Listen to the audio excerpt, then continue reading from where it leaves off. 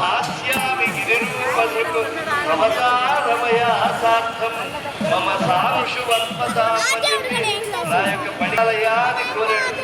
అందుకే ఆ శేషుని పడిగలపై స్వామి ఉన్నాడు. అందుకే భాగవతోత్తముని కొండను దర్శించి 10,000 శేషుల పడిగలమయము అదిగో అల్లదిగో శ్రీ హరివాసము అని చెప్పి హరి వసించేటువంటి హరి హరతు పాప అని సమస్త పాపభంజకుడైనటువంటి శ్రీనివాసుని ఈనాడు అశ్వవాహనం పైన